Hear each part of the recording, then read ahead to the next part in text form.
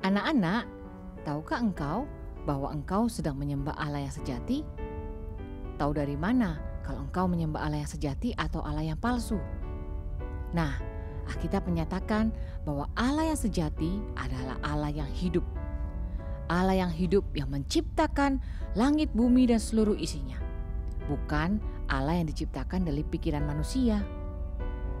Allah yang sejati juga adalah Allah yang berfirman. Allah mau kehendaknya dan rencananya diketahui dengan jelas. Allah tidak mau umatnya menebak-nebak, menjadi misteri apa yang menjadi kehendak Allah. Allah mau kita dengan jelas mengenal siapa Dia dan apa rencananya melalui firman-Nya. Lalu, siapakah Allah yang sejati?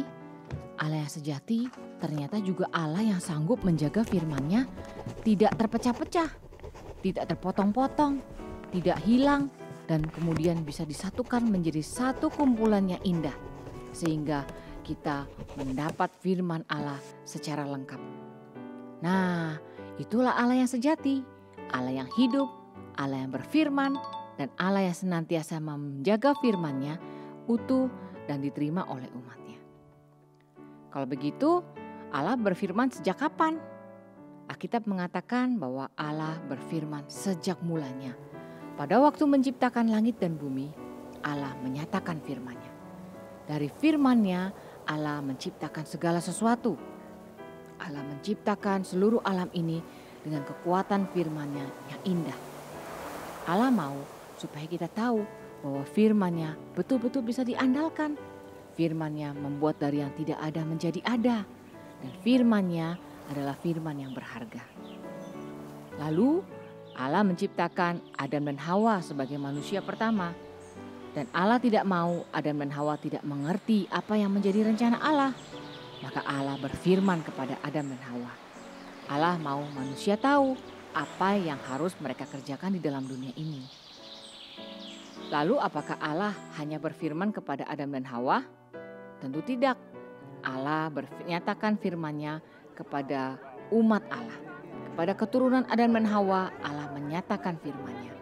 Allah mau manusia mengerti apa isi hatinya Tuhan. Mengerti rencana Allah bagi manusia dan seluruh alam di dalam dunia ini. Nah, ketika umat Allah berkembang, maka orang-orang Israel sudah menjadi banyak. Lalu kemudian Alkitab mengatakan orang-orang itu berada di dalam penindasan dari Firaun di Mesir. Maka mereka berseru-seru kepada Allah untuk mendapatkan pembebasan. Dan Alkitab mencatat bahwa Allah mendengarkan seruan doa mereka. Maka Allah membebaskan umatnya dari perbudakan Mesir. Lalu Allah menuntut umatnya pergi ke padang gurun. Untuk apa ke padang gurun? Ternyata mereka dibebaskan dari perbudakan untuk beribadah di padang gurun kepada Allah yang sejati. Allah tidak mau umatnya dikacaukan dengan pikiran-pikiran dari penyembahan dewa-dewa. Penyembahan Allah-Allah yang palsu. Itu sangat tidak benar. Maka Allah mau menyatakan firman-Nya sekali lagi. Maka Allah menuntun umatnya keluar dari Mesir, menyeberangi Laut Merah, lalu sampai di padang gurun. Di padang gurun tidak ada apa-apa. Di padang gurun mereka dituntun pergi ke Gunung Sinai. Dan di Gunung Sinai itu Musa menerima 10 hukum. Dan kemudian sepanjang hidup Musa menuliskan ada 5 kitab Taurat yang dikatakan 5 kitab Taurat Musa. Di situ Allah menyatakan dengan jelas bagaimana umat Allah seharusnya hidup. Bagaimana umat Allah seharusnya mencerminkan kemuliaan Allah. Dan ketika Musa turun dari Gunung Sinai, orang Israel harus melanjutkan perjalanannya di padang gurun menuju tanah perjanjian. Nah, di dalam perjalanan itu Allah mau umat Israel membuat kemah suci. Karena di kemah suci kehadiran Allah akan selalu mereka bisa lihat di dalam tiang awan dan tiang api. Dan bukan itu saja, kehadiran Allah melalui firman yang dibacakan akan terus menyertai mereka. Nah, apakah hanya sampai di tanah Kanaan, tanah perjanjian, maka firman Allah berhenti? Tentu tidak. Maka firman Allah dilanjutkan melalui para nabi yang diutus oleh Allah. Para nabi ini menjadi penyambung lidah Allah yang menyatakan firman dari Allah. para nabi ini juga menjadi penyambung lidah Allah yang menyatakan teguran dari Allah supaya umatnya bertobat. Nah, sampai sekarang kita mendapatkan kelengkapan dari firman. Kita memiliki Alkitab dari Kejadian sampai Wahyu, dan itu adalah firman Allah yang lengkap, firman Allah yang cukup untuk Allah berikan kepada umatnya hidup di dalam dunia ini. Nah, anak-anak, bagaimana kita memahami firman Allah? Seorang tokoh reformator bernama John Calvin mengatakan bahwa seluruh hukum di dalam Alkitab, seluruh firman menjadi pernyataan kemuliaan Allah, pernyataan keadilan Allah, pernyataan kesucian Allah. Sehingga kita mendapati Allah yang berfirman adalah Allah yang mulia, adil dan kudus. Itu seperti cermin yang jernih yang bisa memantulkan refleksi yang utuh.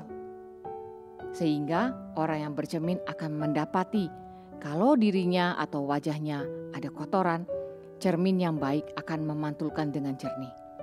Demikian juga firman Tuhan.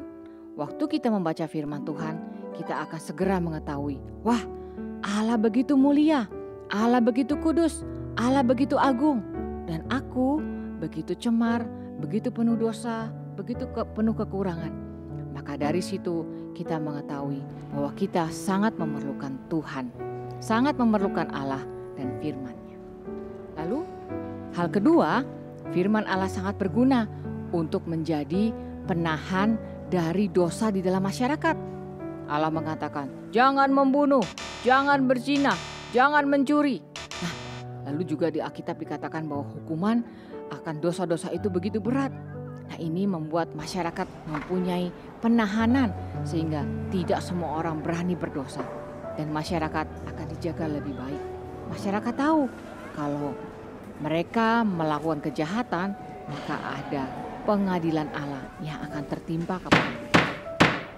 Nah, tetapi John Calvin juga mengatakan, lalu bagaimana gunanya hukum Allah ini bagi manusia atau umatnya yang percaya? Apakah akan berfungsi sebagai hakim? Oh, ternyata tidak. John Calvin mengatakan bahwa hukum Allah akan berguna sebagai pendidik umatnya. Umat Allah akan dididik oleh hukum-hukum Allah, oleh firman Allah di dalam Alkitab. Sehingga umat Allah bukan melihat firman sebagai sesuatu yang mengerikan, menakutkan, dan begitu tinggi. Tetapi firman Allah menjadi sesuatu yang begitu dekat, begitu menghangatkan dan begitu mendidik hari demi hari. Di Mazmur 19 dikatakan seperti ini. Taurat Tuhan itu sempurna, menyegarkan jiwa. Peraturan Tuhan itu teguh, memberikan hikmat kepada orang yang tak berpengalaman. Lalu di ayat 11 ada kelanjutannya seperti ini. Lebih indah daripada emas, bahkan daripada banyak emas tua. Dan lebih manis daripada madu, bahkan daripada madu tetesan dari sarang lebah. Alkitab memperkenalkan firman Tuhan yang indah dan manis. Ini menjadi kebiasaan orang Yahudi mendidik anak-anak kecil mengenal firman Tuhan. Waktu mereka usia 5-12 tahun, mereka dididik dalam firman yang ketat, dididik dalam mengenal hukum-hukum Tuhan. Nah, tetapi sebelum mereka memulai pelajarannya, mereka dicicipkan suatu buah yang manis, buah yang ada di padang gurun yang seringkali disebut kurma. Waktu anak itu memakan, wah, ini manis sekali. Lalu setelah itu orang tua mereka akan memberikan madu dari tetesan sarang lebah. Waktu anak-anak itu mencicip, mereka akan mengatakan, wah, ini lebih manis daripada yang tadi. Lalu orang tua mereka akan mengatakan, anakku, Taurat Tuhan lebih manis daripada madu, bahkan daripada madu tetesan dari sarang lebah. Maka anak-anak kecil akan mengerti bahwa firman Tuhan jauh lebih manis daripada semua yang ada di dalam dunia ini. Nah, anak-anak, dari sini kita memahami bahwa sejak kecil kita mau mendekati firman dengan satu hal, yaitu Allah menyatakan firman-Nya yang indah. Sehingga dari kecil kita tahu bahwa Allah mau kita menikmati firman-Nya. Dari kecil kita tahu bahwa firman-Nya bukan firman yang hanya mengancam orang yang berdosa, tetapi firman-Nya juga firman yang manis, yang indah untuk didekati dan indah untuk dilakukan setiap hari. Dari sini kiranya kita sebagai orang percaya mulai memahami bahwa Allah mau kita mencintai firman-Nya. Firman yang indah, firman yang manis, firman yang ajaib yang akan memimpin hidup kita sebagai umat Tuhan.